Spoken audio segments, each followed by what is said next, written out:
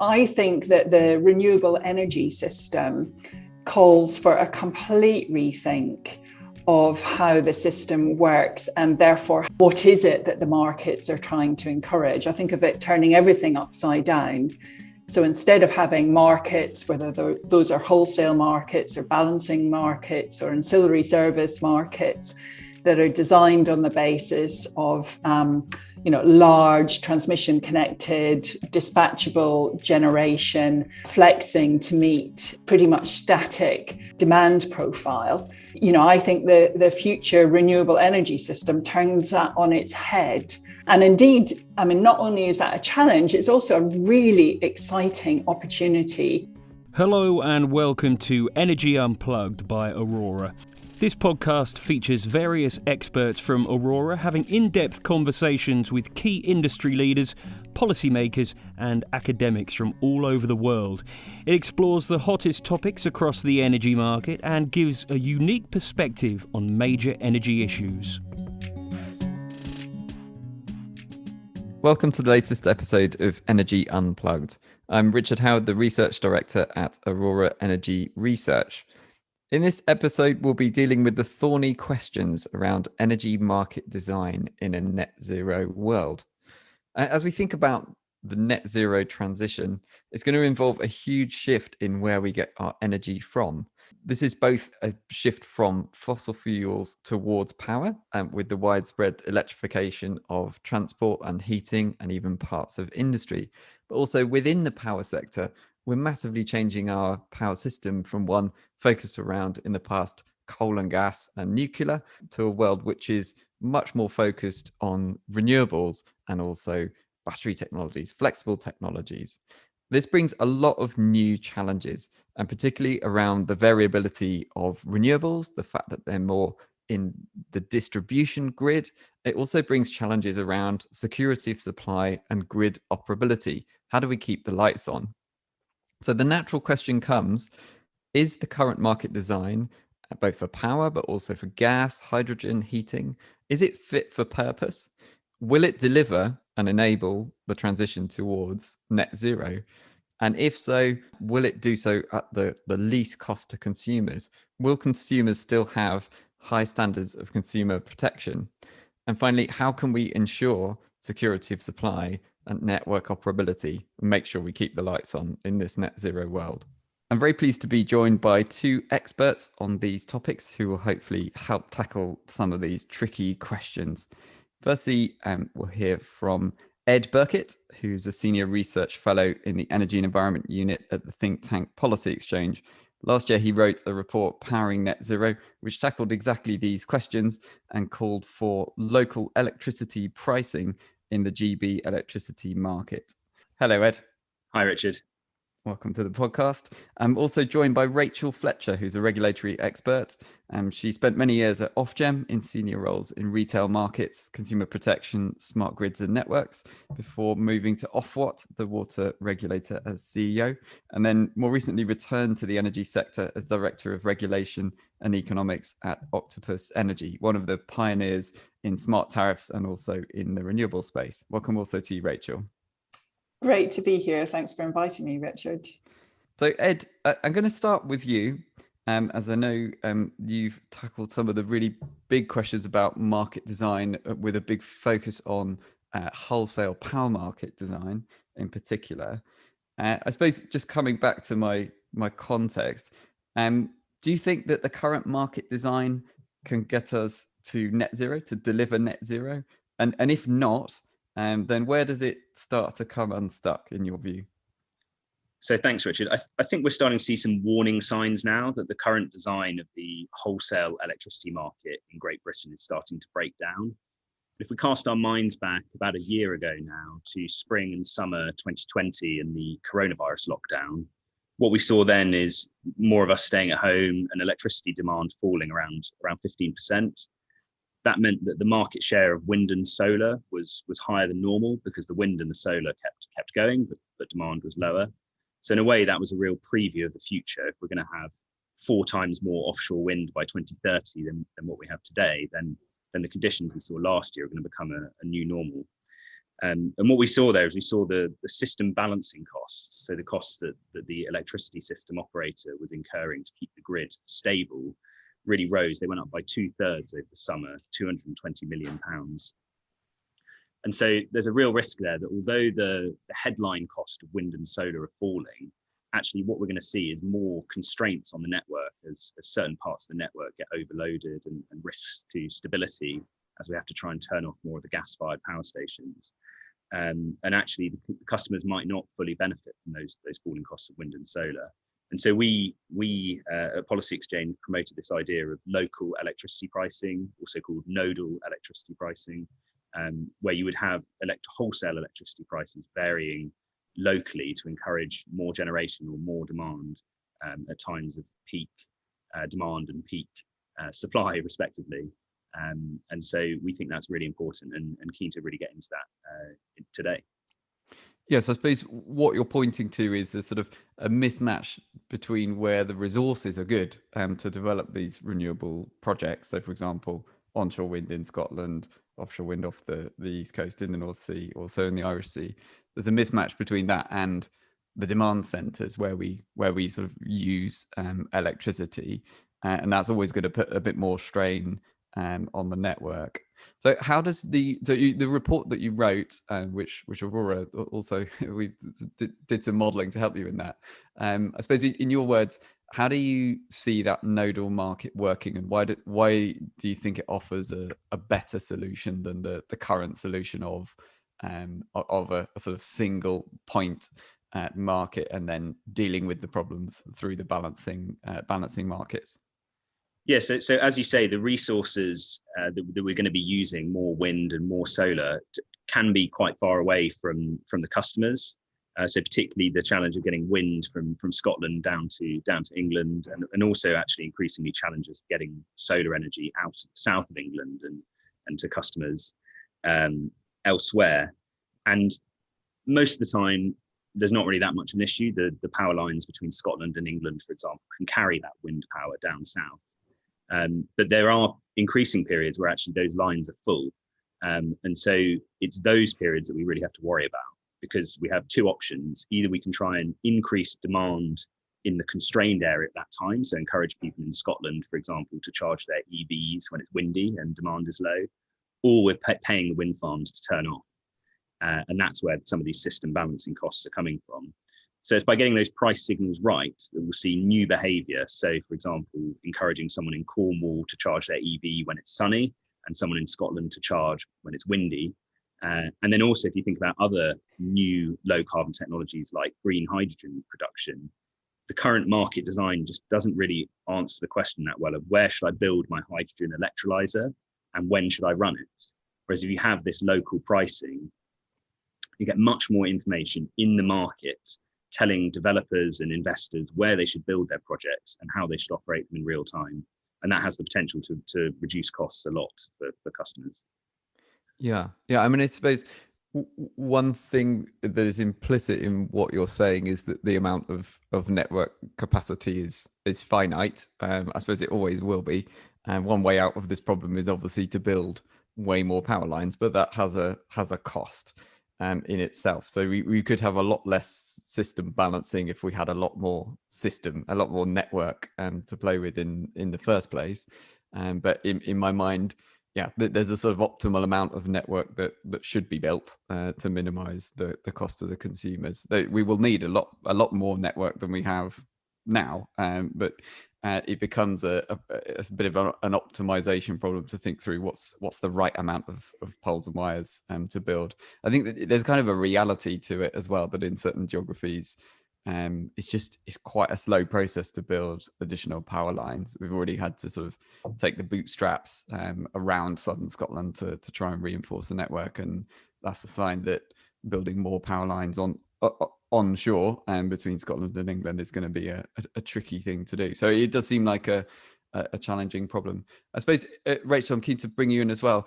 Ed mentioned ways in which the demand side can play a role here in helping, in a sense, if we've got an area that has too much renewable generation at a particular point in time, that could be harnessed on the demand side. But do you think the current market design provides enough incentives for that to happen? Does it even work to stimulate that demand side to respond?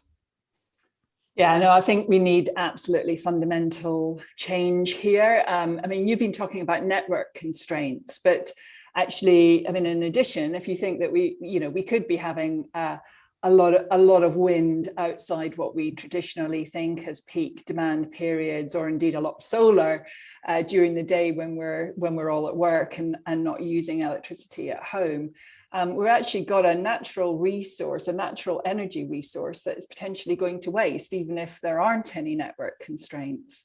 So, I think that the renewable energy system calls for a complete rethink of how the system works, and therefore how, what is it that the markets are trying to encourage? I think of it turning everything upside down. So instead of having markets, whether those are wholesale markets or balancing markets or ancillary service markets that are designed on the basis of large transmission connected, dispatchable generation, flexing to meet a pretty much static demand profile. I think the future renewable energy system turns that on its head. And indeed, I mean, not only is that a challenge, it's also a really exciting opportunity, to keep the overall system costs down, to reward customers for providing support to a renewable system, and to allow us to make the most of the energy that nature is providing us when it's providing us with it. And one of the things that concerns me actually is that sort of, if you like, that big picture, fundamental turning upside down of the energy system, I'm not sure is really pervading the level of ambition in terms of market redesign, whether that's wholesale and the introduction of local energy price signals that Ed's been talking about, or indeed whether it's pervading our thinking about retail markets and customers. So I think we've got a lot of really, really serious work to do, a need to move away from tinkering and introducing, if you like, some new products in the ancillary services market, to a fundamental rethink of the entire system and how we optimize it. Yeah, I'd agree with you that the incremental moves may get us there in the end, but I think that more radical thinking about where we're trying to get to and how to get there is definitely needed.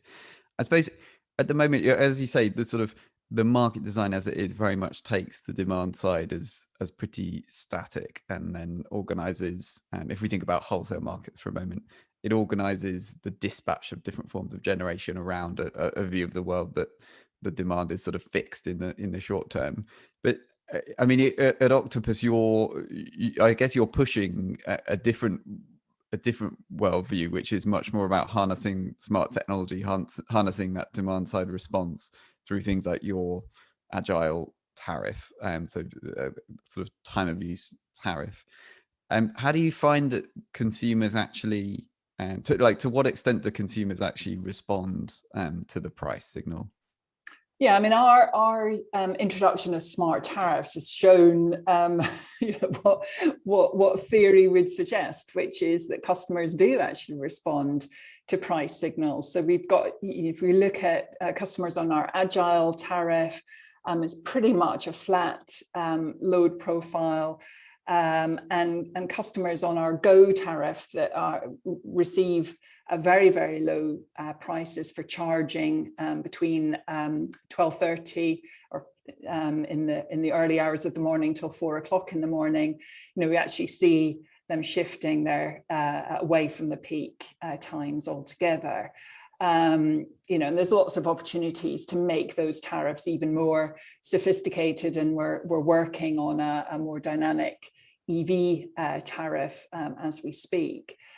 So there's really strong evidence that customers do respond, and clearly, I mean, the great thing actually about having transport load now as a growing part of our electricity load is that it is, it's a completely different type of load from domestic heating, for example, and lighting.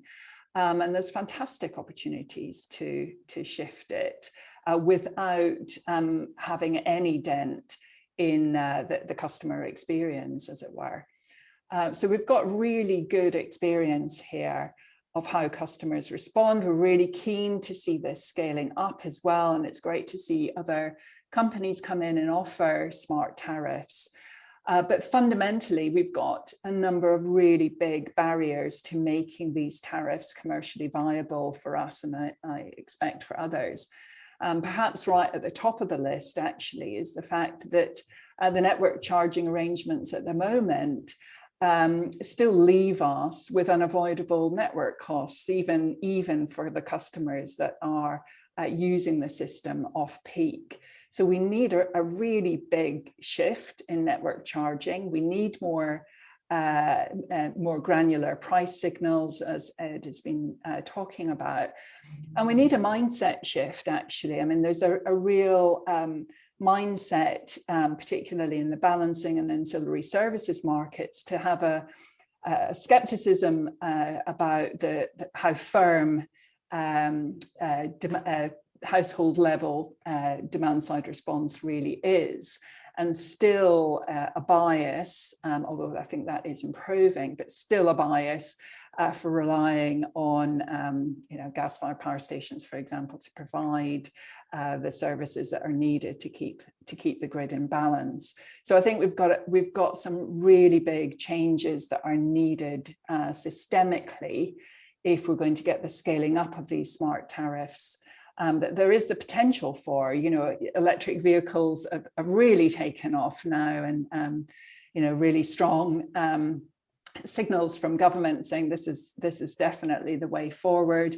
And similarly, we've got big ambitions as a country in terms of rolling out heat pumps, and electric heating again is another shiftable load. So the block on smart tariffs, I don't think, is coming from the demand side. I think it's coming from whether we can make these commercially viable for retailers or indeed aggregators. Yeah, as you say, Rachel, we're sort of looking forward. There's a wall of EV uptake that will be coming through. The car manufacturers are bringing new models. There's an end date for the sale of conventional vehicles. So we will see an awful lot more electric vehicles on the road. And as you say, that's a super flexible form of demand that can be brought onto the system, and if harnessed, can really help to make the system hang together better. Is there a point about sort of making sure that people who buy an electric car in the coming years are doing this in a way that enables smart charging right from the start, so we don't have a sort of behavioral barrier later on in the 2020s? And we need to make sure, don't we, that people, when they have their first EV, which for a lot of people will happen soon, that they're already in the mindset that it's smart. They never go to a sort of a charging version where they just stick it in and charge it at peak times and things like that. That seems to me really important. Yeah, well, I mean, I think we've got we've got about 20% of the EV charging market at the moment on Octopus Go tariffs. I don't know exactly what proportion across the country of EV owners are on smart tariffs, but certainly the feedback we have from our customers and their engagement on social media, there's a real excitement actually about how cheaply you can run electric vehicles if you're using smart charging arrangements. And certainly one of the services we offer when we are providing EVs into company salary sacrifice schemes is we provide a whole package. So we help the would-be customer understand not just the capital cost of the car, but also how they can optimize the running costs. to make that even cheaper than running a petrol or a diesel car. So I think that mindset is beginning to set in. And the cost savings are just absolutely phenomenal. And we've had customers on our agile tariff, for example, going on Twitter to say, please use my driveway to charge your electric vehicle up, because at the moment the wholesale price is negative, and I get paid if you charge your electric vehicle, and my battery is already full. So we're the customer pool here, I think, and particularly on cars which are sexy in the way that no other electricity use really is. You've got a massive community of interest here, and people that are getting very enthusiastic about how they run their electric vehicles as cheaply as possible. And our role is to make sure that if you're running your electric vehicle cheaply, you're actually supporting the grid. And I think there's a phenomenal opportunity there. Yeah. Keen to bring you in, Ed. When we think about this problem, is it a network problem at the kind of highest level, the transmission level, or to what extent is it a problem at distribution level? We've got more and more embedded generation in generators connecting directly at the distribution level. And we've got lots more load. So at the consumer end, we've got lots of people charging electric vehicles. That's obviously all in the distribution grid as well. So to what extent is it a transmission or distribution level problem that we need to fix here? And sort of related question is then, if it's more at the distribution end, which I guess is where I'm at, how do we make sure that the market design actually enables that? Because at the moment there isn't really a very seamless connection there to actually give that price signal through, for example, the agile tariff that Rachel's mentioned. How do we make sure that we can marry that all up in the future? Thanks, Richard. So on that, where are the constraints likely to appear? I mean, I think they're likely to appear at all levels, so all voltage levels, right from the high voltage pylons, going from England to Scotland, for example, right down to your local streets. The Climate Change Committee says we're going to double our electricity demand by 2050. So I think it's fair to say that there are going to be constraints popping up at different parts of the network at different times of day. And I think that's the really key point, is that it's going to be in different places at different times of day. So the agile tariff, for example, and seeing people getting paid to charge is really cool. But the only caveat I have at the moment is that it's a national tariff because of the way the market is designed. So the driver in Cornwall is getting the same price signal as the driver in North Wales, or the driver in Scotland, or the driver in London.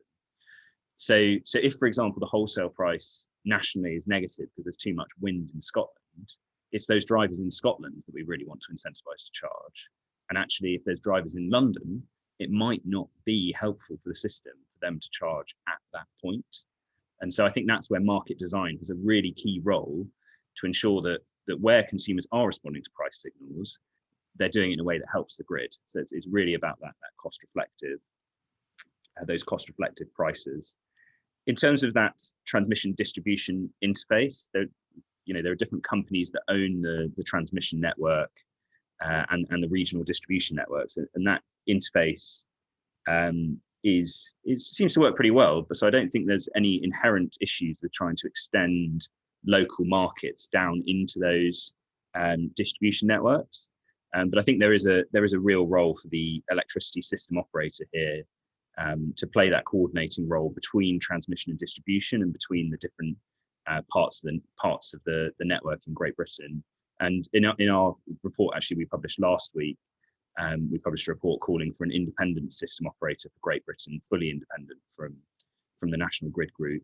And I think that is that is another key part of this question. If we're going to have these local markets, and we're going to have more transmission built, the markets that have those sort of pricing systems in the US, they all have this independent system operator sitting on top, being the planner, and also the sort of the person or the company that's judging, whether we build more transmission or whether we rely more on those distributed resources and demand side response.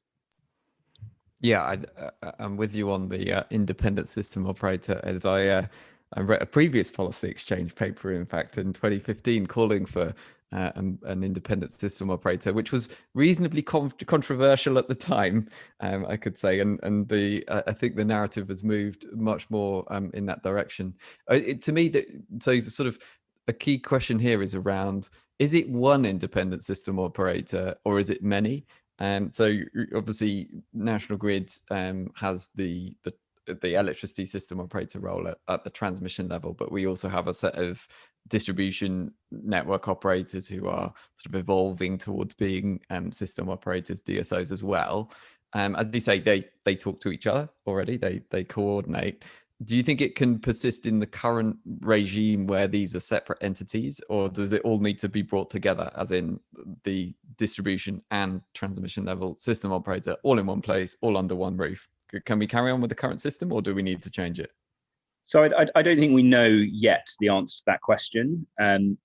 We're seeing these issues around needing an independent system operator are more pertinent at the transmission level at the moment, because that's where a lot of the chunky investment is going in. But as the distribution networks get smarter and also require more investment, we're going to see similar issues at the distribution level.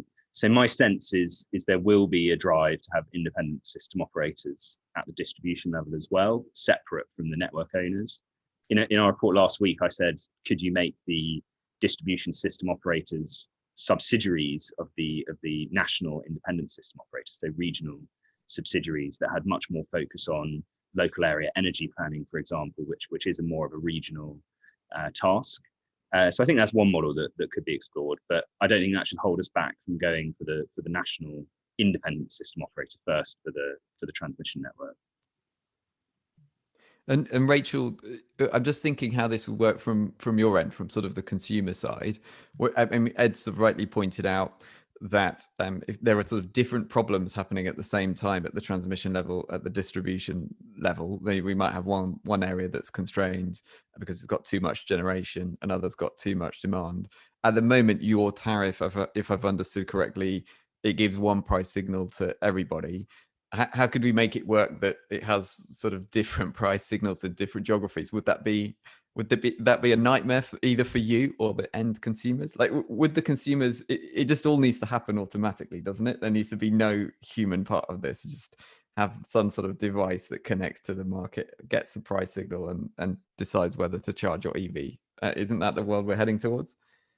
Well, so there's a number of things there. I mean, I think in terms of tech, absolutely, we could deal with local price signals, and I agree with Ed. I think we've got to move in that direction. Whether that's through use of system charging or whether that's through nodal markets. So the technical capacity is there to deal with that level of complexity. I mean, from the customer's side, I mean, I think we need to be a bit careful about talking about taking control away from the customer. And I think, we've got an industry that is very used to kind of central control. And again, I think there's a bit of a risk of that mindset filtering through right to the end customer. I was talking earlier about customers responding really well to price signals, but fundamentally, if I'm pregnant and I'm due to have my my baby anytime, I might not be very happy with the idea that my electric vehicle battery is only going to get charged up at at 3 o'clock in the morning. So I think in our world, and the customer-centric world, is one where there's very strong price incentives and really good rewards from acting in a way that supports the grid, either the local or the national grid, depending upon what is going on, but where there's opportunities for customer overrides, and that's very much the way that we are looking at things. I think maybe that applies also with heating as well. That your customer may be signing up to a tariff that generally is a very good one if they stick within certain parameters, but if you go above that, you pay more. And I mean, I think there's parallels here, aren't there, in the way that some of our mobile phone contracts are structured. You kind of know what your limits are on downloads, but you pay more if you go over that, for example. So I think that is the way to go here. I suspect there'd be quite a lot of customer resistance to saying, you're going to be forced to charge at a particular time, or to power up your heating system at a particular time only. No, I'm completely with you. So it's about enabling smart behavior, flexible use of power, but not mandating it in a way to start taking control. No, I think that's very important. So we've sort of talked about the need, in a sense, for more spatial granularity, shall we say, in the markets than we have at the moment. Is there a need for more temporal granularity? So in a world where, in the sort of conventional world, we had large power generators that were sort of fairly or reasonably slow to kind of ramp their production up and down. But in a world of lots of renewables are inherently very variable, even in short timescales of minutes rather than hours. Is there a need to, our current market design is kind of organized around 30-minute blocks. Is there a need to move to something smaller than that, Ed? 5 minutes, 15 minutes, 1 minute? What would you go for? So I think we could probably muddle through with the current system of the half-hour blocks. I think the risk becomes that we basically see more dealing with the sub 30-minute granularity. Variability would be up to the electricity system operator, as it is at the moment, and as that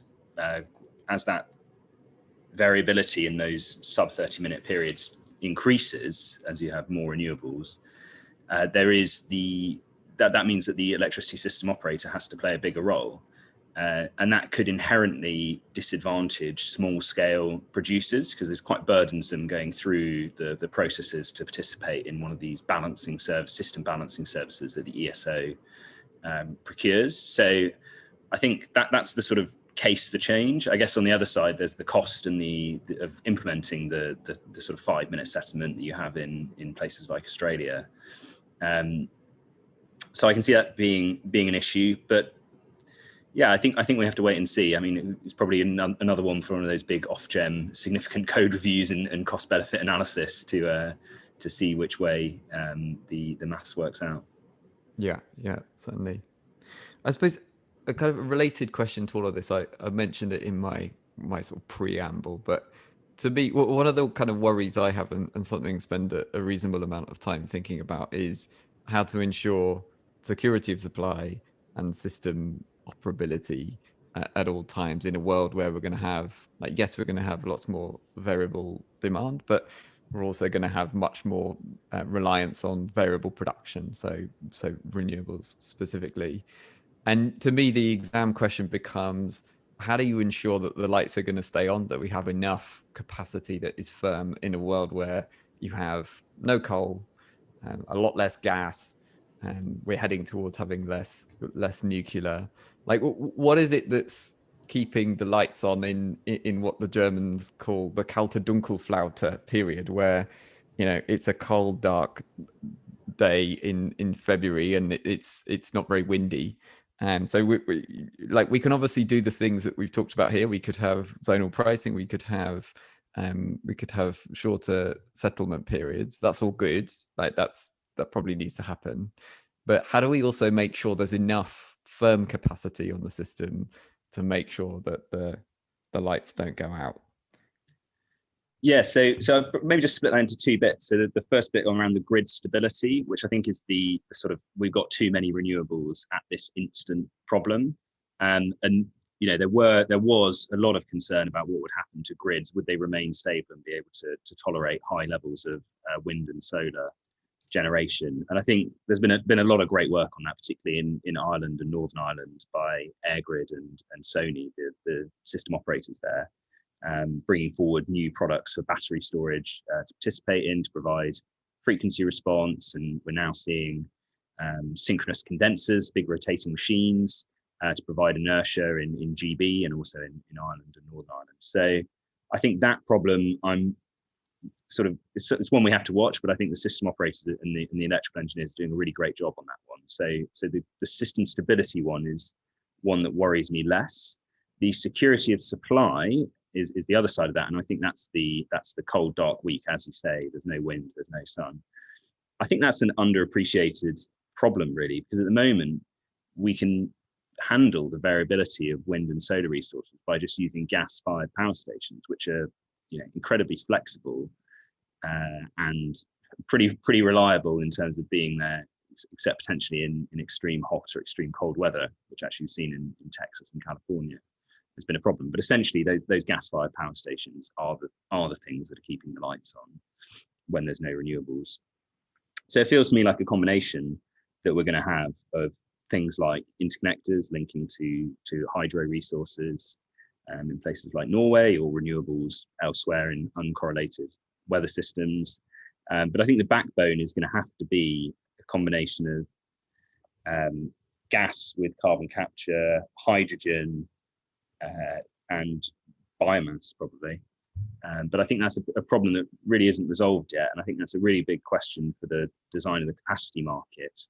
How are you going to get these resources that are both firm and low carbon? And I'm pretty bearish actually on the potential that we're going to fully decarbonize the electricity sector by 2035. Really, for that issue of the firm capacity, that's the thing that really worries me. Yeah, no, I'm in a similar place, Ed. And I mean, in terms of technological solutions, I agree with you. In fact, we're doing a research piece at Aurora on exactly this topic right now, which is looking at the role of gas. Obviously, gas has played an important role in making the system hang together to date. That's unabated, so there's lots of emissions that come from that. We need to think about how to get those emissions down, and CCS and hydrogen technologies seem to both have potential, but we're talking about long lead times here. It's going to take quite a number of years to deliver the first CCS project. It's been decades in the making, and so there's this is one of my points that I worry about a bit more. Rachel, when you were at Ofgem, if I understood, actually were there in the early days of bringing the capacity market together into being. Do you think the capacity market as it's currently designed will get us to where we need to be, or does it either need to be overhauled or scrapped and come up with some other mechanism? Yeah, I mean, the capacity market was always meant to be a temporary introduction, wasn't it, to kind of see us through the sort of managed exit, if you like, of gas and coal. And I think we were worried at the time in Ofgem actually that there wasn't an exit route, and I think we do need a fundamental rethink actually of how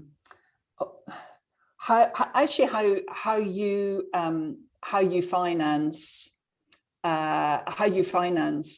generation and capacity on the network overall. So I mean, Ed has been talking about the granularity of price signals, but I do wonder, I mean, there's a big question about the logic of continuing to have subsidies, particularly for onshore wind and solar. I mean, given how low cost those technologies are. So I think we've got some really big rethinking to do about the wholesale market. I mean, the other thing, as you were speaking, Richard, that it kind of interests me is the where is the price signal, the market signal, to show that we've got a deficit of a low carbon generation at particular times of the year. So I think that, again, as well as the sort of geographic granularity, the temporal granularity, where have we got enough carbon price signals? There's some quite interesting work being done, for example, on renewable certificates to experiment with recognizing the shape differentials in the carbon intensity of our grid, and the fact that we rely almost 100% at times on fossil fuel generation, even though we've got nearly 50% of our generation output coming from renewables. And I don't think that investment signal actually is coming through really strongly in terms of the need to invest to fill that cold dark period in February. So some really big thinking, I think, could usefully be done here. Yeah, and I think, one point comes to my mind, and I know it's something that we've discussed as well, Rachel, is kind of, will markets even get us there to fix this problem? So we have a capacity market, which was already a pretty major intervention in the market to recognize there was a missing money problem. People weren't going to build enough capacity. And what we're now saying is we not only need to build capacity, but very specific capacity. It needs to be low carbon. It needs to be firm. We need to have a certain amount of it, and probably in certain places as well. Can markets even deal with that to provide that signal, or should we just give up on markets and have go even more back to the sort of command and control? Government decides what it needs where, and it could all be the regulated asset base. Ed works for Policy Exchange, a centre-right think tank, so he's probably struggling with my idea of abandoning markets at this point. But Rachel, maybe Ed come in a minute. But Rachel, what do you think? Can markets get us there? I think we need to be really clear about where we need markets and where we need government intervention. And actually, if I've got a concern, is that the narrative at the moment actually doesn't seem to be very much focused on markets. It's very much focused on government setting targets for particular technologies, which to some extent is helpful in terms of showing the scale of ambition, and it is probably helpful as well for the investor community. But I do think actually we kind of need to go back to the drawing board and think about what is it we're going to rely on markets for, and indeed where are we looking for, if you like, private sector investment and innovation and risk taking, and where is it reasonable to rely on that, and where do we need government support to plug some of the really big gaps that we can't expect markets or indeed private investors risk taking to solve. And I would really love to see some clear thinking of that around that set out. I think when it comes to figuring out where to put your generation and what technology to put there, I tend to think that market signals are much better than sort of command and control. But we are still in the world, as you've just been talking about, where we need new technologies to come through, and particularly on the kind of hydrogen CCS storage front. And I think that is where you kind of need government support. Otherwise, we run the risk of just that technology never really coming through, and us having to continue to depend on fossil fuel generation, which I think would be disastrous actually for our ambitions as a country. Ed, views on markets versus command and control? Yeah, I think it's easy to overlook the power of markets, particularly when we look at some of the analysis coming out from someone like the Climate Change Committee. We're then looking at how much offshore wind do we require by what date, or how much hydrogen do we require by what date. Those tend to be the outputs we pick up from that type of modelling. But actually, that type of modelling is pretty uncertain. So to then take that modelling and just say these are our set targets, has its downsides. And I think we also need to look at the track record of markets. So if we look at something like carbon pricing in the GB electricity market, that is what essentially delivered the coal phase out at an absolutely rapid rate through a technology neutral carbon price. We've also had success with sort of technology specific markets, so particularly around the CFD, the move from the feed-in tariffs to the ROCs, and then to the contracts of difference regime, really put that competitive pressure between project developers rather than between technologies necessarily. So again, that was really successful. So I think we do need to be careful. There's clearly a big role for government, but as I said at the start, the current markets are not that good at telling us where to build projects and how to operate them, particularly around EV charging and hydrogen electrolyzers. And government intervention won't solve that. It's only by reforming the markets that we can really answer that question, which will become so important as we move towards net zero. Thanks, Ed. No, I mean, I think what we're saying is markets can work well in certain bits of this, but the need for government intervention is not going to go away. In a sense, climate change is a huge market failure, so it's clear that there will need to be a lot of government intervention in many different ways. But it's just, as you say, Rachel, about picking and choosing where and how government intervenes or not. Excellent. So we've covered a fair amount of ground, a bit of a focus more on the power side. I would have loved to carry on. We could probably chat all day and talk about similar challenges in heating, in hydrogen, in gas markets as well. But we could go on for a while. I'm sure you have views. But we will begin to wrap up. I just wanted to do one last thing, which we do on our podcast, which is a quick section called Over and Underrated, where I'm going to ask you about 3 different things, and you just need to give me the short response. Do you think that they're over or underrated? You can say briefly why. So the first item was smart meters. Rachel, are smart meters over or underrated? They're overrated for the wrong things and underrated in how they can really open up the customer flexibility opportunities that we've been talking about today. Absolutely. Ed? But I don't think they're going to drive massive changes in overall energy efficiency by themselves.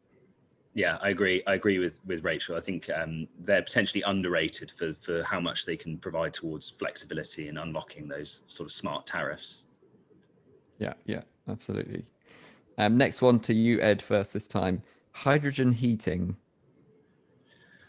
This is the sort of the key, one of the key debates going on at the moment. So I think hydrogen heating in domestic premises is overrated in some sense. I think we will see over the next 5 to 10 years whether or not heat pumps come down in cost, and if they don't, and we can't sort out the insulation and ventilation issues that you need to make heat pumps work, then potentially a bigger role for hydrogen for home heating. But at the moment, I don't see that huge potential. Rachel, any views? You know what I'm going to say. I mean, I think